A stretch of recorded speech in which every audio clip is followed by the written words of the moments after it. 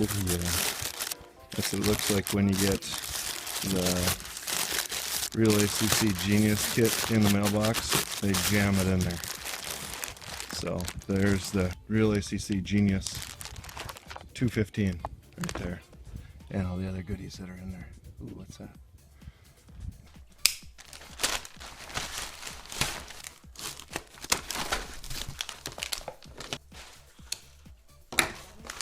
I already got a frame review on my channel, and these are the Racer Star 5042 props that I have not ran yet.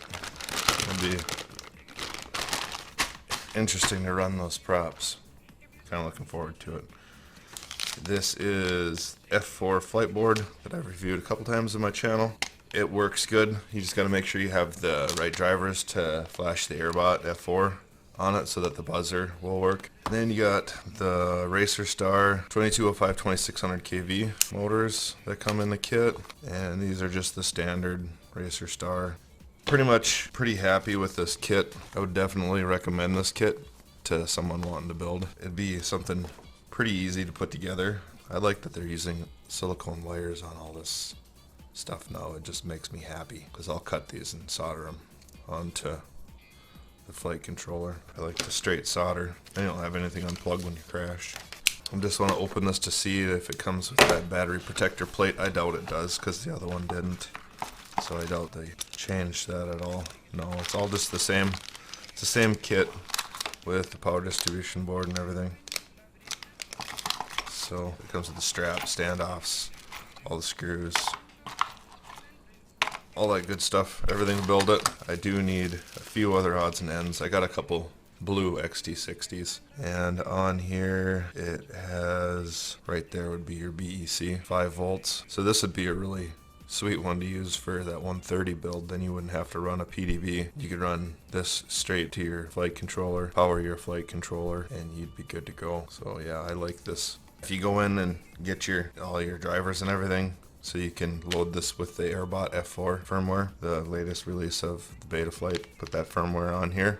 You can run D-Shot with this. This will allow you to run D-Shot. So that's how I'm going to set this one up. If you have any questions about running D-Shot, or if you have any questions about running S-Bus, iBus, anything like that, it all should be pretty well covered in the video. If not, I have a couple other videos.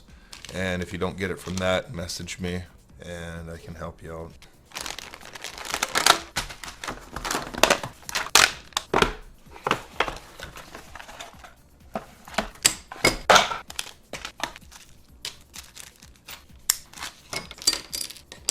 So now, what I generally do, sorry about my voice, I've been sick for like 2 weeks now. I'll take a memory board. You can get these for like, I think it's $1, less than $1 for a huge pack of them at Walmart.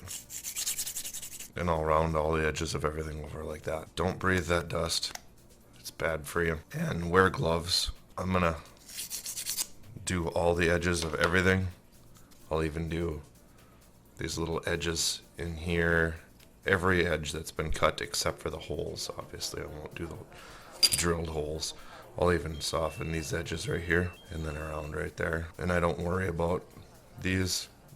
And I'll do all the radius all the way around the whole thing. So I'll do that and I'll be right back. Now I got all the edges of the frame all rounded off, nice and clean, and I touched them with a little bit of paint. So now that everything's all nice and pretty and painted, I figured I'd go. Standoffs got for this are aluminum. I got tapered stainless.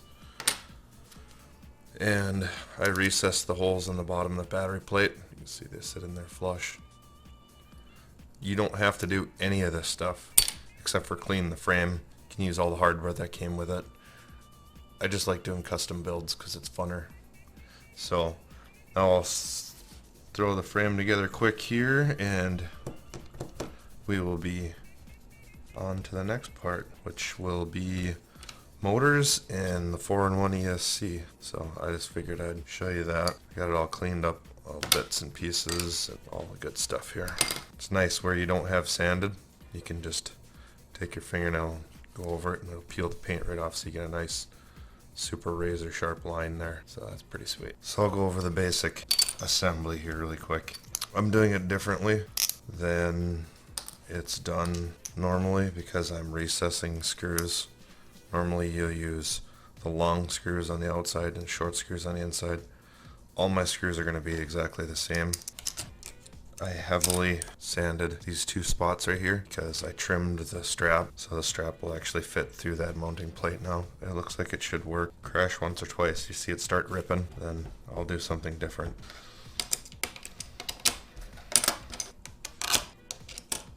So I'll just make sure the ones you got recessed was where I was going.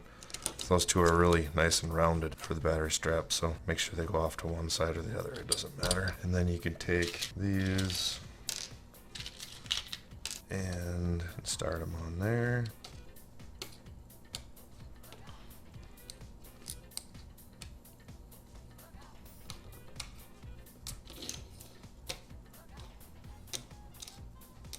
There's more than one way to do this, but this is an easy way to do it. I'm putting Loctite on it, so I'll have to pull these ones out and re-put them in.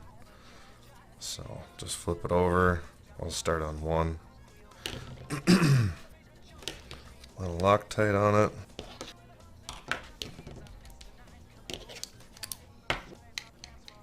Nice and tight, not so tight that you strip them out. And pull those other two out and put them back in with Loctite.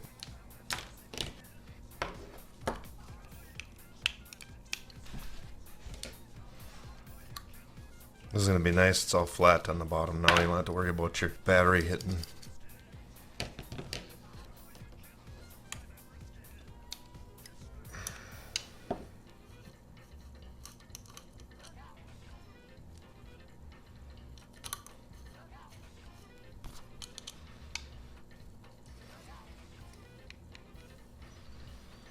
Definitely don't want to strip these ones because you can't grab them with vice grips and take them out. So if you're going to recess them, make sure you're careful so you don't strip them out. And Loctite will take this paint off. It eats that paint. So if you get Loctite on your hands, make sure you get it cleaned off before you start touching the edge of the frame, because that Loctite will eat that right off. Just like the varnish off your table, don't get it on your kitchen table. That Loctite will eat the finish right off your kitchen table. There won't be a good outcome. You'll get yelled at, so try to refrain from doing that. Just that last one there, and frame assembly's bottom plate is done. And then you can start putting the ESC on and all that other good stuff.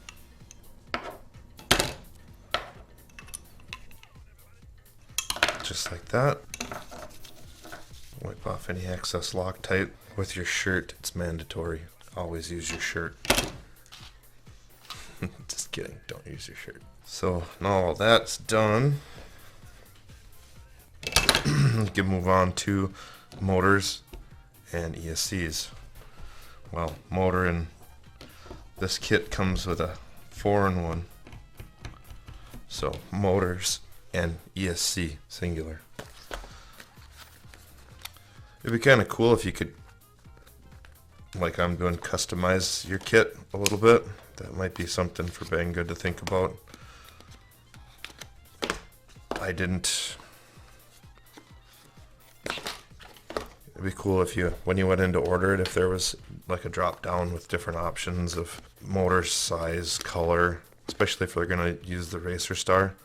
The Racer Stars come in a lot of different colors. That'd be pretty cool if you could pick your color.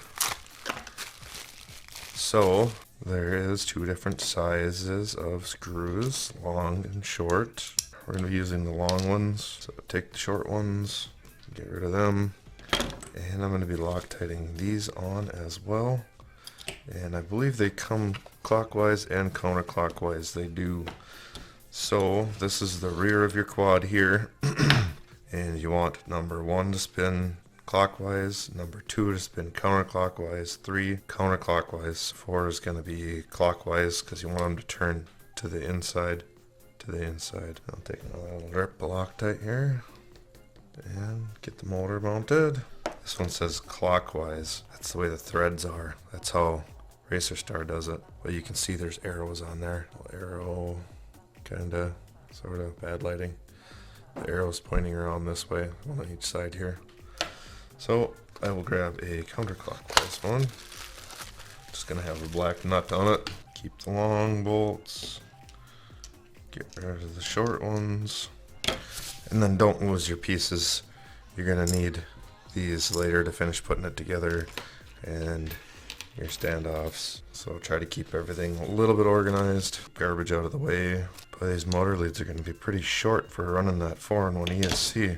Well, I guess we'll see where they come. It seems like they're gonna be awfully short. And these motor screws that come with them are 2.5 millimeter hex drive. Those are the ones that come with the motors.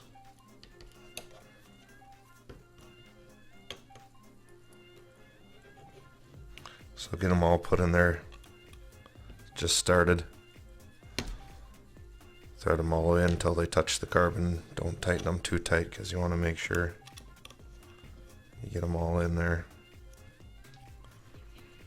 in case there's any discrepancies in the holes there.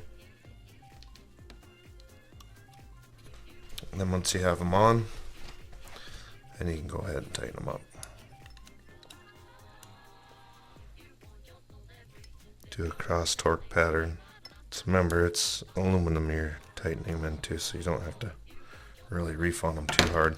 I'll just throw the rest of the motors on and I'll be right back. Okay, now this is where it's going to differ. I don't use those really long ones that screw all the way up through. On this one I didn't, because I wanted to recess these. So I just used shorter screws. They're the same length as these ones right here. See how they just barely come to the top of that. So that means you have a ton of room left for the standoffs to screw in. And I'm going to conformal coat this 4-in-1 first, but the way it's going to get mounted, well, if I do it like that, then it's 1, 2, 3, 4. You'll just have to switch 3 and 4 around on here. You'll just have to know to switch these around on the board. You don't have to pull the pins or nothing like that. So I'll do that. So I'm going to pull this wrap off here, conformal coat this, and I'll be right back. So these wires are not going to reach the motor. The motor leads aren't going to reach to the ESC. So I got a bunch of ESC leads that I had laying around from other builds. So I'll just cut them and I'll put 1-inch chunks on each one of these. It's not going to be anywhere near 1 inch that I'm going to have to use, but I'm going to make sure I have enough so I only have to do it once. And then once I have all those soldered on, we'll come back and then I'll show you how to hook them to the ESC. Okay, so what I did is on the bottom side of this, there's tabs. Both sides, there's pads. So on the bottom side of the battery lead, on the pads on the bottom, I soldered a smaller positive and negative, and that's going to go to power my camera and my VTX. That'll just go there for now. All the wires I got extended, so they'll all reach now. Now what I'll do is cut chunks of heat shrink however long I need it. I'll make sure that I cover the splice, slide it all the way back, solder that on, and I'll slide the heat shrink back so I can heat shrink it down. You won't even be able to tell there's a splice on there because it'll be under the heat shrink. Would have been nice if all the wires were long enough I didn't have to splice them, but it's not that big a deal. And then I soldered my XT60 right in there. They have writing, so I took and I shaved off with the knife on this corner and that corner, so it made a nice groove in there for the zip tie to hold on to. That's a little bit small of a zip tie. I'm gonna put a bigger zip tie on there, but you can just carve out the edge of your XT60. And I fed the battery leads underneath, so it'll be all nice and neat. And then you can just plug your battery in and out of the back side of the quad instead of having it dangle off the side and bust it off. I'm gonna build this one without the Matek PDB that comes with it. It's just extra weight and you don't really need it, because if you get even this Yixing VTX, I got a review for it, but I'll put the link in the description. This will run up to 7 to 24 volts. So if you just make sure you check your camera and your VTX, then you don't have to worry about it. You can just run straight off the battery. So now I'm gonna shorten the rest of these leads and finish tinning up the rest of these pads here. I still don't have a proper soldering station, just a cheap soldering iron. I'm not using my other one because my tip is really bad, and I was just in town today and I didn't grab new tips. I'll just show you a couple seconds here. touch the pad for a couple seconds, get it warm, touch the pad, get it warm, and touch the solder on the pad. If you need any help with any of this stuff, don't feel stupid. Just message me. If you don't want to put it in the comments, message me on Facebook. If you have even the most basic of a question, don't feel bad or stupid. The only stupid question is the one that's not asked. Seriously, if you need help, I'll help you. Just message me on Facebook, or I should be able to get back to you fairly quickly. If it's not instantaneously, forgive me, I do have other stuff going on too. But I will get back to you. Anything you miss, don't dislike the video, just ask me. And if you don't get what I'm trying to tell you, I can make you a quick little video. So I wouldn't mind doing that at all to help you out. So if you just see anything that you don't know, just ask. Or any of the software stuff or flashing or any of the how to get drives or where to get the drives or any of that stuff, just message me and ask me and I'll help you. If it's not in the video, don't spend a whole lot of time searching the internet for it. Just message me and ask me. I'll save you a bunch of time and headache and stuff. And if I don't know, I can find out for you, or I can point you in the right direction of somebody that does know. But for the most part, I've ran into a lot of issues and had to figure them out myself because I was too stubborn to ask somebody. So okay, now the last one. Got them all on. I'm just running straight down the arm, get the length that I want, and then I'll just whip my heat shrink on there. I'm just throwing a red one in there just to kind of throw some more color into it. Just think it looks cool. It doesn't matter color coding because they're ESC wires. You can switch it over in BL Heli. I'll go into BL Heli once I'm done here with this, and then I'll switch everything over. You just come and strip your wires,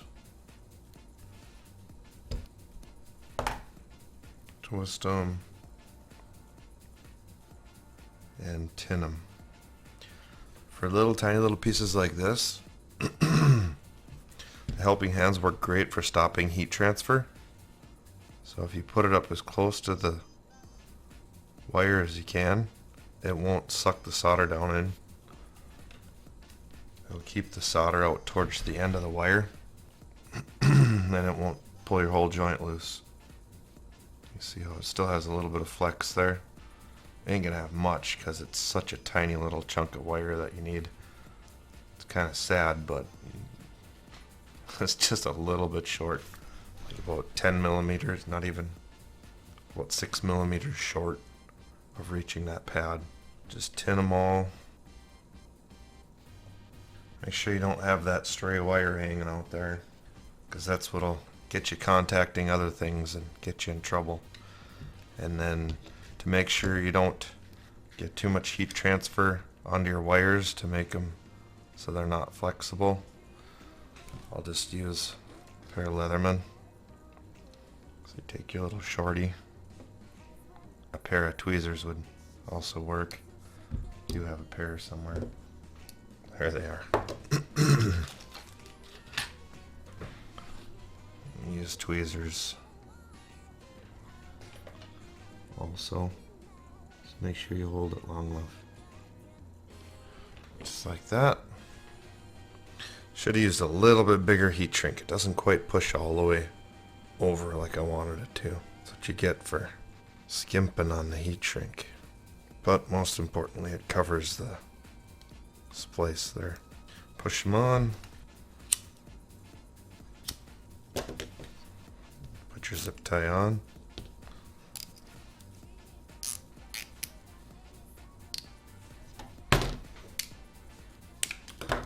Just like that. There is all leads hooked up. And just remember that when you're coming straight out and straight to them, it's going to be different now because you got motor 1, 2, 3, and 4. And on here it's got motor 1, 2, which is right.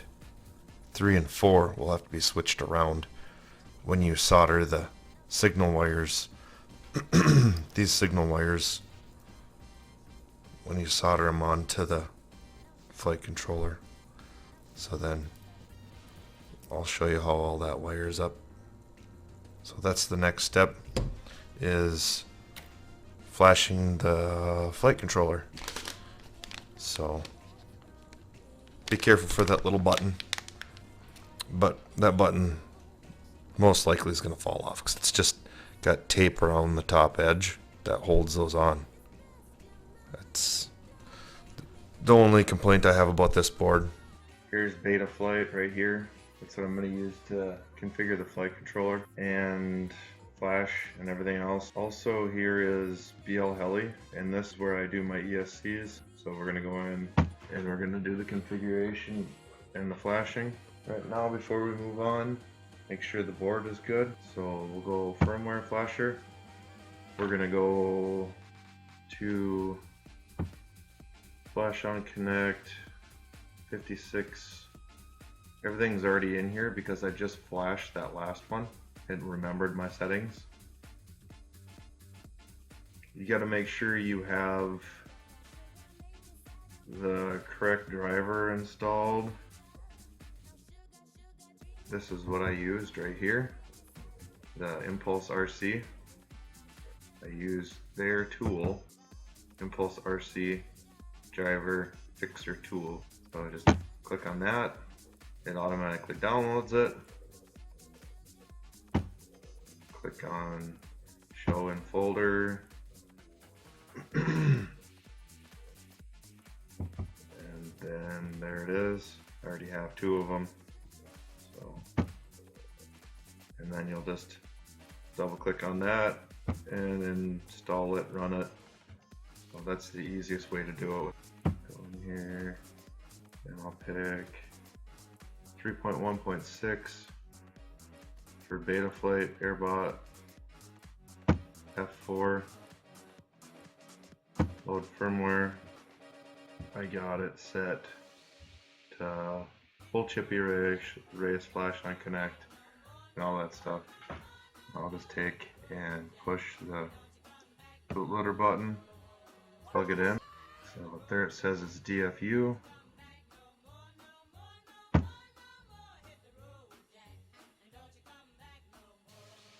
says it's erasing. As long as you push the bootloader when you plug it in, this will turn to DFU, as long as you have those drivers installed.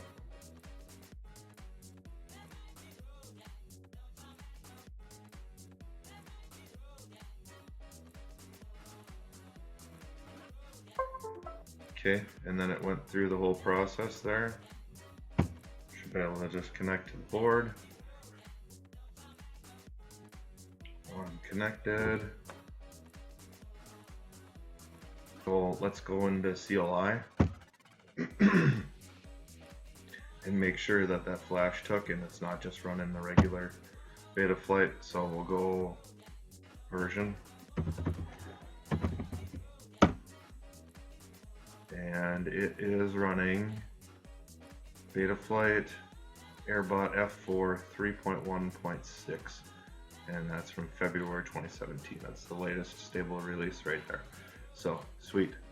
That all it took. It's the same flight controller as the one that I have. Obviously, it's just doesn't labeled on the board for where the S bus is, but I'll show you. Okay, so here's the 2 flight controllers that I have. They are exactly the same, except for you can see that I lost the button off of this one. I was pushing it in a little tape. There's this tape that holds it on to the outside edge of that plastic frame, little tiny, and it fell off.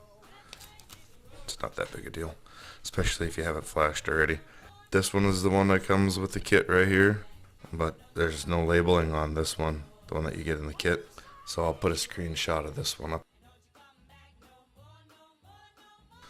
So we're going to put signal wires on and the S-Bus on. Okay, so here's where we fix that issue with these 2 being switched around. We do it in the wiring harness the way we solder the wires onto the flight controller. So what I'm going to do is just plug this in so I can see what color the wires are. So right here next to the connector there's a layout of the wire numbers. Okay, so there's black, which is ground. There's red, which is positive. 5 volts coming from your 4 and 1. And then the green one, which is next, is 4. Green is 4, which I don't want it to be. I want it to be 3. So we'll put green 3. And then the yellow is actually 3. So we want that to be 4. Yellow, 4. And then the rest of them are the same. 2 is blue. And orange is 1. So that's the way we'll put them onto the flight controller. Already put the S-Bus, the signal, power, and ground for the receiver. This is just a naked X4R SB. I'll be using that. Put the signal, power, and ground onto the board in the first slot on the left-hand side if you're looking from the top of the motor wires. So it's actually the first slot. Then it goes motor 1, 2, 3, 4, 5, 6. And then I'm powering the flight controller on 6, which is going to be the black and the red. And then I'm putting the rest of the signal wires like we determined right here so that everything comes out right. So they're all 1, 2, 3, 4 when you look at them. Clean flight or Betaflight. I'm using Betaflight. Very lightly tin those pads, and then I'll tin the wires. I'll just set the wire on the center of the hole on the back side, and then I'll just touch it on this side, and then the wire just pops right through. And now I'm looking for number 3, which we determined is going to be green. I really like these silicone wires. They don't melt and make a mess everywhere. And then number 4 we determined is going to be yellow. So there's your octopus. You can see all the wires are soldered on there now. Double check, make sure all your signals are on the signal on the inside. Make sure you got good solder on all of them. There's no bridging, there's nothing sticking up too high. If there's too much wire on the top side, you can very carefully go in and cut them off like that, just a little trim. And if you do that, make sure you don't leave anything on to do any bridging or any bad things. So now all of that's done. So all we gotta do is strip these and solder them onto the X4 RSB, and then this just plugs in, and then at that point a little configuration and it would be ready to fly. We're gonna move on after that point. This kit does not come with FPV, but it's gonna have FPV on it. I will have the link to the FPV stuff that I'm gonna be using. So if you want something that works the way that this works and you don't have to mess around with anything, you can just purchase these items and hook it up the way that I do. So we'll move on to that now. We'll move on to, I'll just fasten this down. I'll solder these onto here, and I'm going to conformal coat this and put shrink wrap around it. I did put a little taller standoffs in here because I did decide that I'm going to put the receiver right there, just like that. I'm going to sandwich it between the two so that it'll be tucked away and clean, and then I'll have room to mount the transmitter on top however I want. Oh yeah, and you gotta hook the buzzer up too. So I'll hook the buzzer up as well to the flight controller. Okay, so now I'm all done with all the soldering of stuff onto the flight controller. The outside is negative. If you go straight across from the S-Bus, the top one is LED, and the next one down is the buzzer. The negative is on the outside, and the positive is in the middle. And then signal, power, and ground, just like illustrated on there. Signal, power, and ground. Signal, power, ground.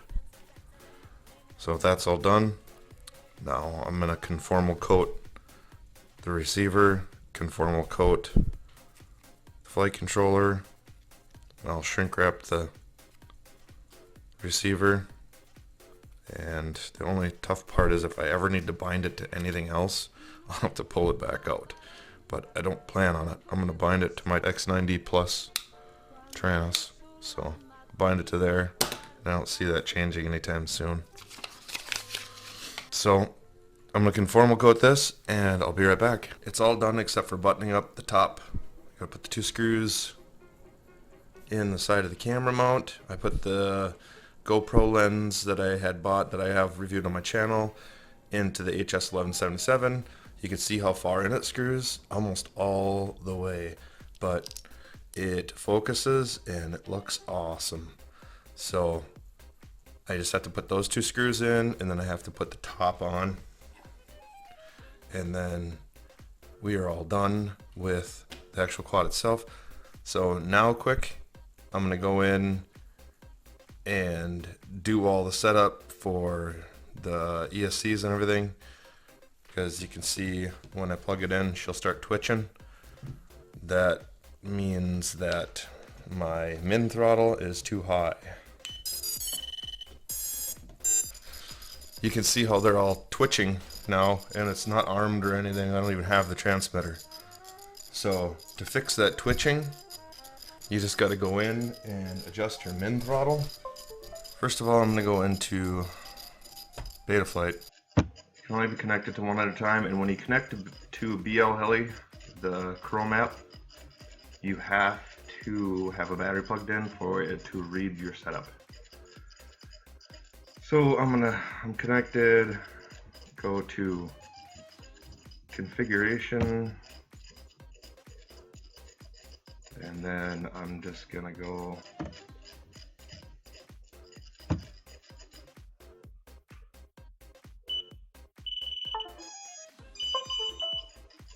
wow, it's even less than 1,000. Okay. Oh, I'm picking the wrong one, that's why. Okay, sorry. That was my 950. This will be about 10 to 15. There we go. Now they should stop twitching.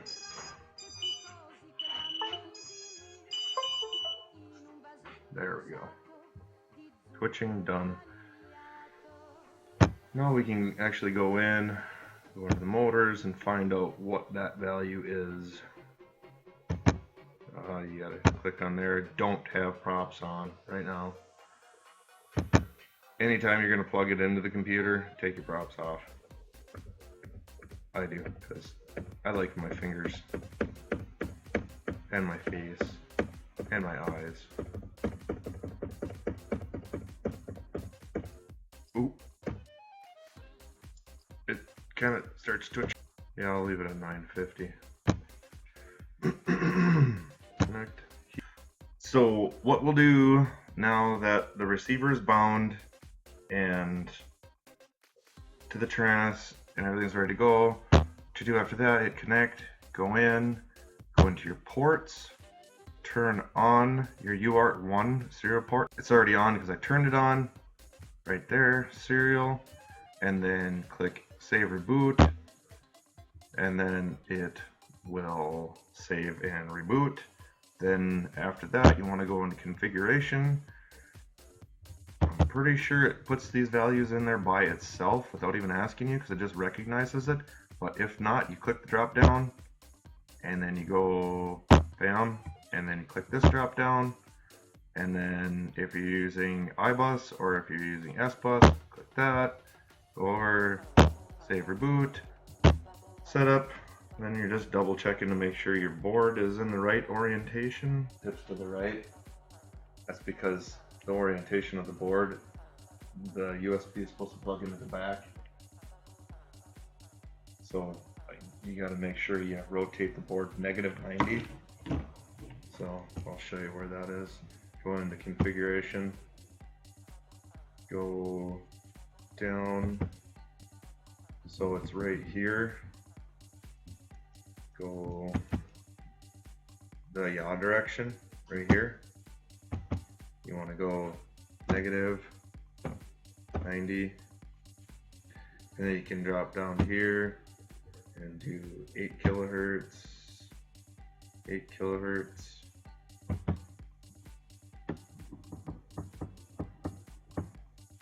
And I believe that's all. I believe that's it.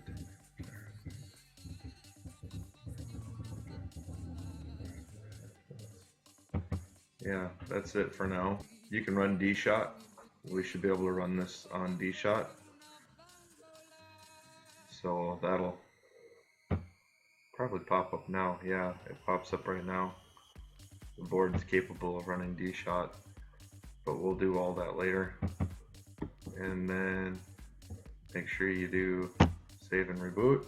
And then just look at your quadcopter. Ugh. If it's weird, hit 0 and it'll snap it back to 0. Tip it so your front is facing up, front is facing down, and then you're rolling to the left, you're rolling to the right, and we're good. So now we'll go into modes, we'll set up the beeper, and make sure that's all good. The reason mine is all wacky is because I had it sitting in a weird orientation when I plugged it in. So then we'll go with receiver, and it recognizes everything, throttle's good. I still haven't set my midpoints or my endpoints. I have to do that in the Taranis yet. And you want to set up your receiver if you're using an X4 RSB or any Taranis ones. If you just go in and set up your regular model, you're going to have to change this mapping, otherwise your roll is going to be throttle and it's going to be backwards. So just highlight this, type in TAER and hit save, and all your channel mapping will be the right way then. So after you do that, then you move into the modes and add range and auxiliary 1. So that'll be, I want to arm there, so it'll be armed. So that's my SD, it's the one all the way on the right side, so it's right by my index finger. So that'll be arm, disarm, save. You can hear my beeper went off, it means the board is armed. And then air mode, do channel auxiliary track 2, and air mode is going to be on all the time unless I go into panic mode. Then panic mode is going to be horizon on channel 2. So air mode, panic mode. Actually, I think I'm going to do it like that. Air mode is always on, and then panic mode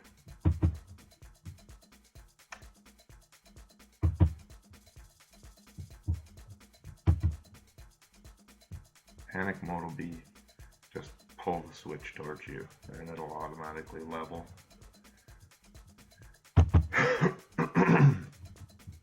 And in the panic mode, I'm going to put a beeper.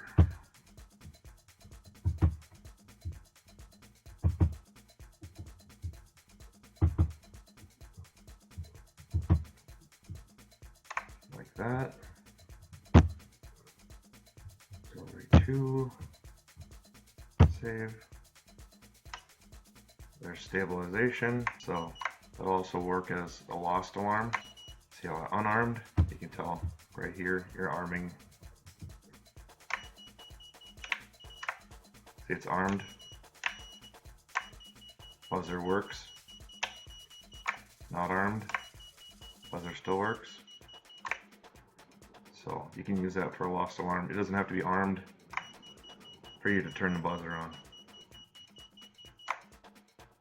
So that's how that works. That's all the modes. That's everything you need to know for that. The rates that are in here stock, try the PIDs, see how they are for you. They should be okay. They should be really close to being pretty flyable. The only thing I generally do, increase my rates, because my roll rate, well, that's really slow roll rate. Set the quad like that. You can see my endpoints need to be adjusted because it's still drifting there. So make sure you adjust your endpoints. I tap over on Mississippi. Whoa. If you just go here, tap, tap, that should be at least a half a roll the way that I do it. If you go all the way over that fast, it's gonna have to be extremely raised. So you can go to RC rates. I'll probably go 160.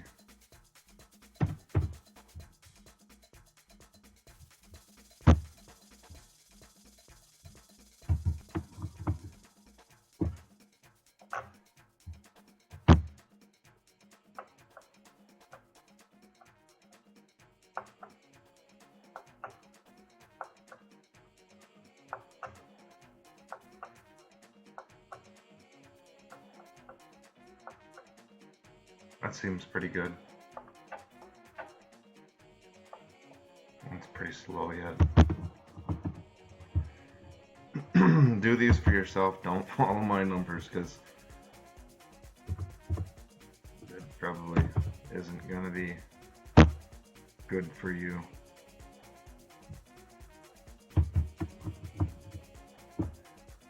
I'm no expert in. I just go 1, 2, 1, 2, 1, 2. And it should be a full rotation. So kind of helps with your timing when you're flying. That's kind of close to the rates that I'm used to, so that you can get all the way around without falling out of the sky.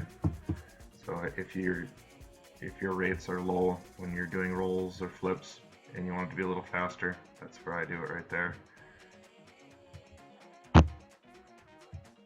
And that's everything you need to know in here. So you should be all ready to fly now.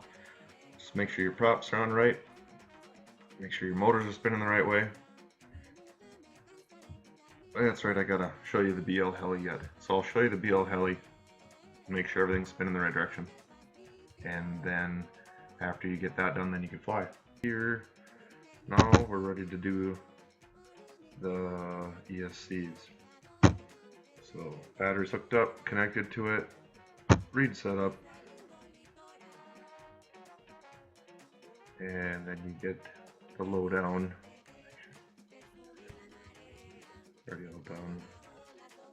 And then we can check and see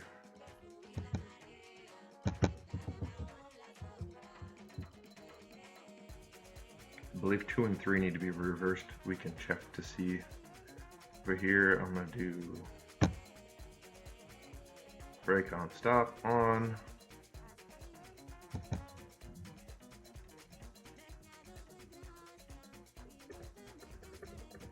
Beep 80, beacon 80. 2 minutes.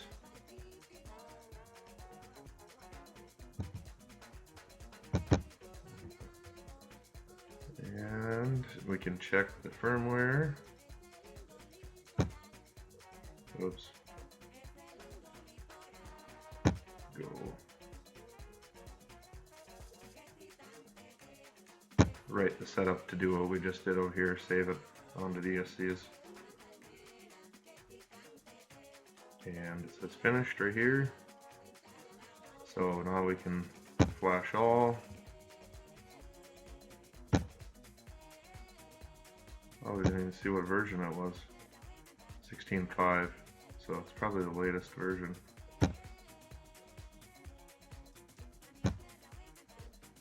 Yep, there's 16.6. Flash. And then it'll go through and it'll do it all by itself. This is so much nicer than the BL Heli Suite for convenience wise. It'll go through and flash them all, then when it's all done we can change the direction of those two motors, and then we're all done in BL Heli, and then we can skip out of this, go back into Betaflight and make sure everything's good. And when that's all good, then screw it down, zip tie the video transmitter onto the top of the frame, underneath the top plate of the frame. Make sure I leave room for the Yi to fit up top so I can get a zip tie around the top plate, and we're ready to rock. They're all flashed. I'll turn off programming by TX. Wait, setup. Disconnect. And that's all good. Connect.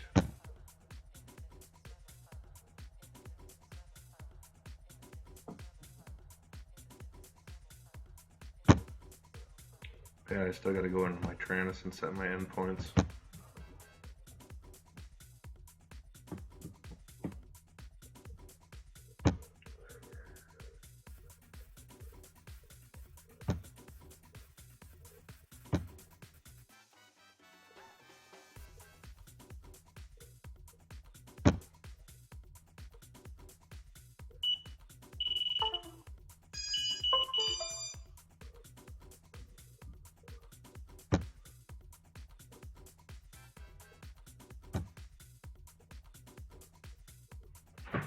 So I don't know if that's all you have to do, is just D-Shot 300, switch it, save and reboot.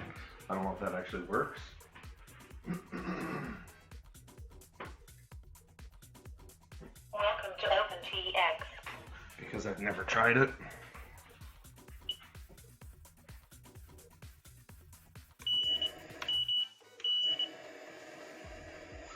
It sure seems like D-Shot's on. Yeah, I gotta change the rotation of the motors, I think. Let me check and see. Motors. Yes. 1.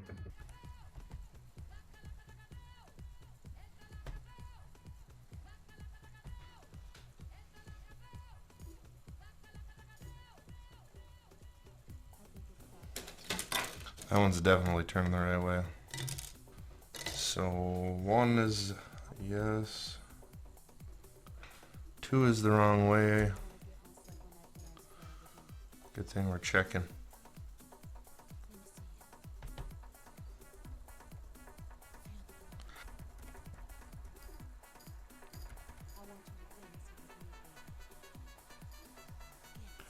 Three is the right way. You can always, if you want to make sure, you can always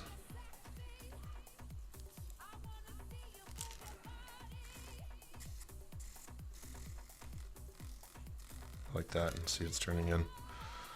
So far 2 is the only one I gotta change. Probably 4 because I flipped those.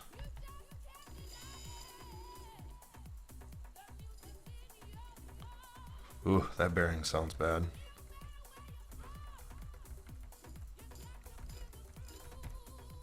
Four and 2 gotta be switched. So disconnect.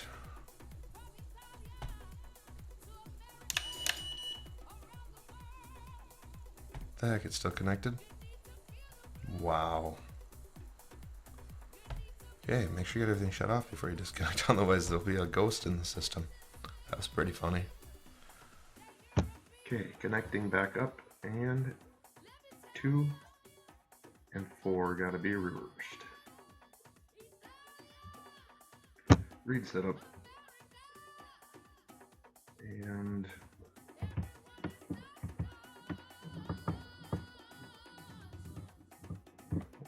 Still super easy. Reversed. And 4. Reversed. Right setup.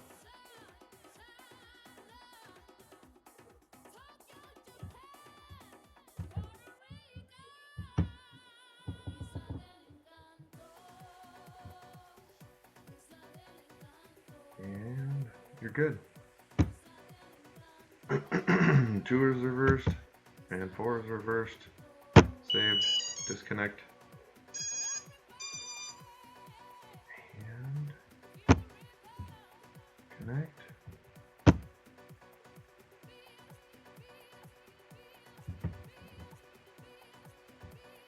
Oh, I haven't calibrated my accelerometer yet.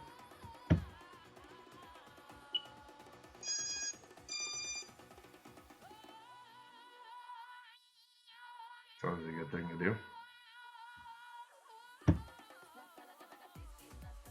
And look at that. Nice. So then we go to motors, double check, make sure it worked.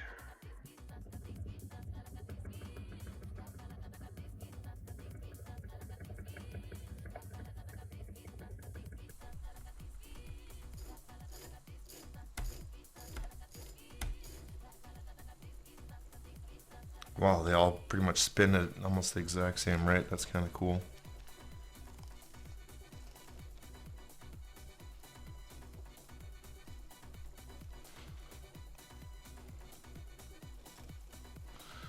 Nice, and they're all spinning in the right directions. I don't know if you can see it on camera or not, but they are. Spinning in to the back, in to the front. And each motor is its own command. So there's 1. There's 2. There's 3. And there's 4. For $116, this is a steal of a deal for a quad rotor. You can just whip it together and fly it line of sight with the i6 for less than $200. That's pretty ridiculous. And then throw the FPV on it, and it'll probably end up being around $200. So you can have a full FPV quad rotor for $200. But then you got to buy goggles, so it'll be just over $200. So that'd be for a set of like 007s. They aren't the best, but I've been flying them for like a year. I can punch crazy gaps like through the woodshed and stuff, so they're totally usable. I just don't have a DVR. So we're good. It's all done, ready to button up. Gotta do the endpoints on here. And next, you'll most likely see some flight video. Disconnect. Okay, we'll try a little line of sight first. It's all done. I used that plate off of a X210 on the bottom with the bumper pads. Makes it really tall, but it's better than killing your battery. So we'll do a little line of sight, and then I'll rip it FPV.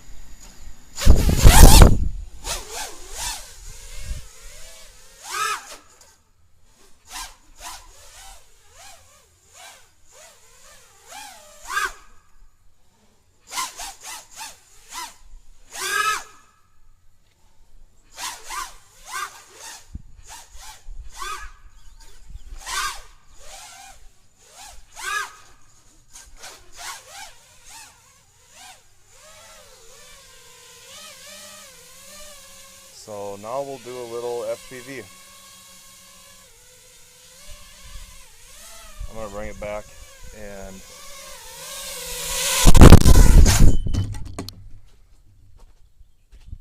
then I'll start the FPV. I wish I was special. You're so very special.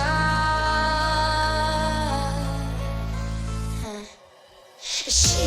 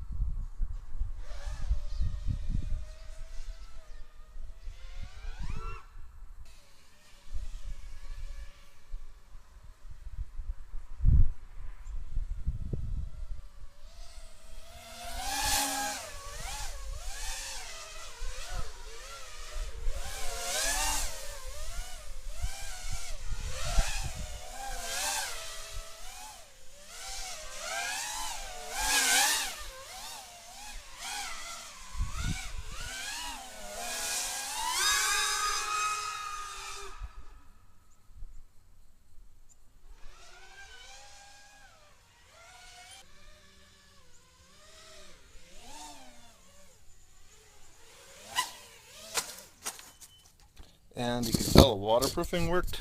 Look at that thing. That's pretty awesome. Water dripping off it everywhere. Yeah, I crashed in a puddle twice. But that waterproofing works awesome. I even took apart the camera, the new Foxeer, very carefully. I took it apart and conformal coated it. And I love that. Which way is it? That way? Yeah, it's that way. That's a selectable VTX. That thing's awesome. I reviewed it on my channel, but I didn't get really specific with it. It's so nice, especially on this frame. You can see the button on the right hand side there and the digital readout. It's awesome. You can see right through the top. You can switch it. You can turn it from the 3 different power. So it's awesome. So that's on my channel too if you want to check that out, along with all the rest of this stuff. So yeah, a little bit of water. No big deal. We're waterproof. No fires, no smoking. Good to go. So have a great day.